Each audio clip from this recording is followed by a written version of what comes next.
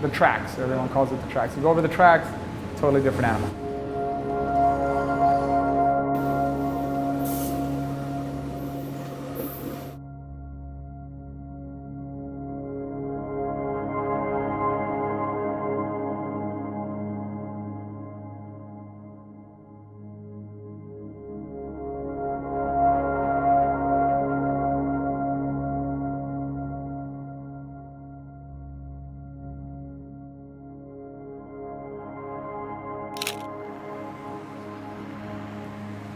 Growing up, it was unsafe.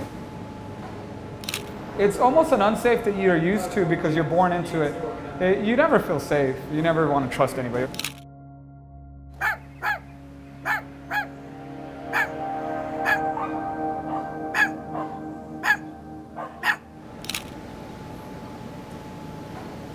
All of my friends growing up, from the neighborhood anyways, that I know of are either locked up or or went to the military. Those are the two things. You went to the military, you got locked up. I mean, that's just how it went. I mean, I have a couple friends that are no longer with us anymore. We just had one of their friends from this side of town just passed away. How long ago? A week ago, he was shot. So that sort of violence still is here. The East Side has got such a bad rep. It's got such a, nobody wants to come over here. Nobody. And so we want to build this place. We want people to come to on the other side of the tracks. We want people to know, hey, it's not that bad over here. I mean, like, we want people to put businesses here. There was an influx of blacks that came to San Antonio, and they migrated to the east side of San Antonio. At that point, a lot of things disappeared. And then I would say probably in the late 80s, early 90s, you had a huge influx of immigrants from Mexico that moved over here and found that this was very affordable. So you had that all as well. And with that came a lot of people that needed a lot of things that weren't here. So when that happens, I think you're gonna struggle. These eggs are ready.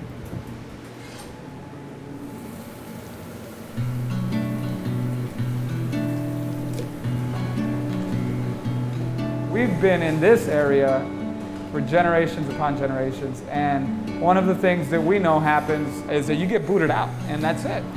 That's the whole reason that we opened this restaurant. We're not gonna get forced out, no way, not us.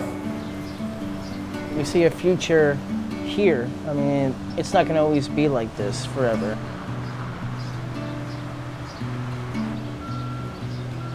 They would give out the grants that they were going to tell people about and say that they were going to get, yeah, it'd help out a lot. To me, I mean, like, that's why we even went with it. It sounded wonderful. Okay, hey, we're going to give you, X amount of dollars to help you guys start a business.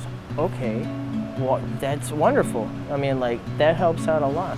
A lot of people were depending on that grant. For us, we didn't have time to wait. A lot of people were saying, you got here too early.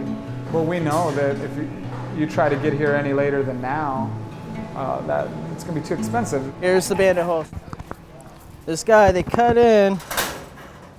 They stole $1,000 worth of pastrami. They stole our tools, like our hand tools, drills, our deli slicer. They stole our iPad. So the first Monday back, we ended up doing everything kind of old school, with dollar bills. I think all the money kind of in San Antonio is kind of all focused on the Riverwalk and, the Alamo area, which we want to change that. There's more to the city than just those two things. There's a lot of stray dogs over here. I mean, like, what's going on with that? It's not been touched. I think one of the biggest problems that you have are people that don't own housing here. If you don't own the housing, if you don't own the home you live in, then when gentrification, when change comes, you have no say in what happens. You just kind of get kicked out.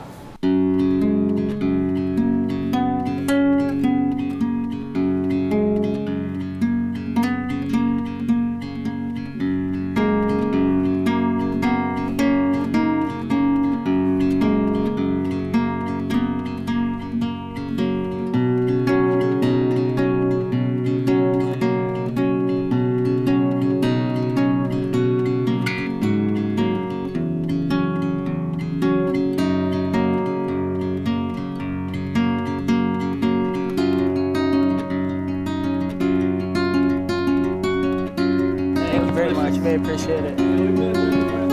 Thank you. San Antonio, when a new restaurant opens or whatnot, people do get excited. Like, this town is ran off of food. We've been open since January.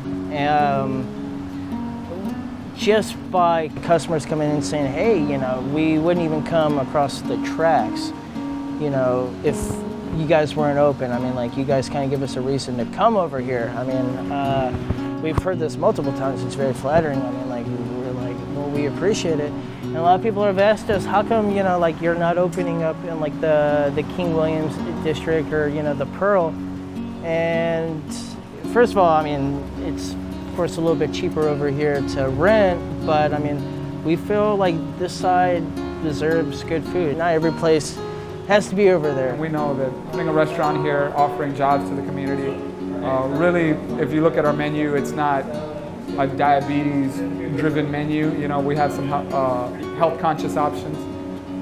We're trying to do good for them, but we didn't open a bar. You know, we could have done that. We could have opened, you know, anything that wasn't going to help the community, but we feel like we can make money and we could help the community at the same time. We want good food for this area. I mean, like I said, it's just a bunch of rundown. You've got fast food, you know, right down the street. You got Jack in the Box, McDonald's, and whatnot, and I'm kind of against all of that in my ways. I don't eat fast food.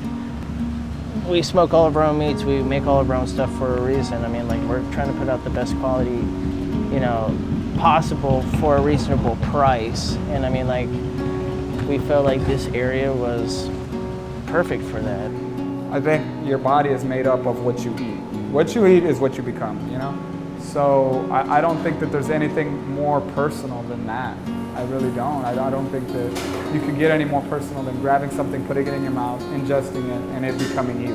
We are very lean in our prices. We do not charge a hefty amount, knowing that the income levels here are not very, very high. So what I do, and it helps because in terms of health-conscious decision making, is I grab a lot of produce. Produce does not cost a lot. It's not like meat, it's not like dairy. These things grow in our backyards, grow all over San Antonio. And if you go look hard enough, you'll find them, and you don't have to charge an enormous amount for them. And they're even better for you, and they're growing within season, which is really good for you. Oh, man, we want people to feel like this is the best sandwich they've ever had. Our bologna, for example. I mean, bologna is such a bad rep. I mean, when you think bologna, you're thinking poverty. And I mean, like, people are thinking, oh, that's bologna. Well, we have people that call ahead of time and say, hey, do you have bologna? Do you have bologna? It's a delicacy, you know, to a lot of people, and especially if it's done right. One of the things I stumbled upon, and it ended up being very popular, the elote soup, and the elote meaning corn in Spanish. I think that would be the one thing that represents our community, because it's all vegetable. It's grabbing those items that would normally be thrown away and making something out of them. And that's what I think our community represents.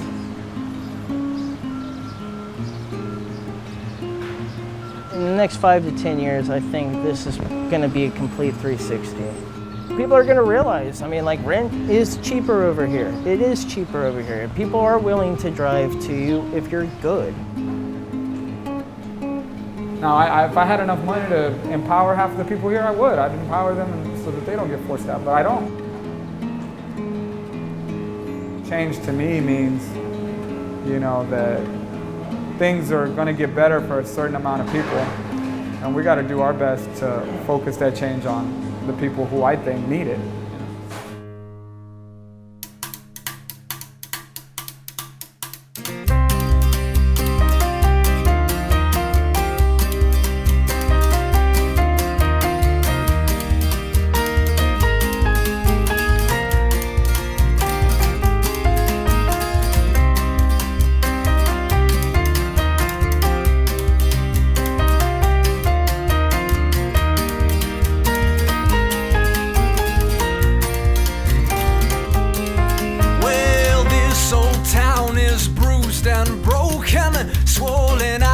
Softly spoken, its final legs are long for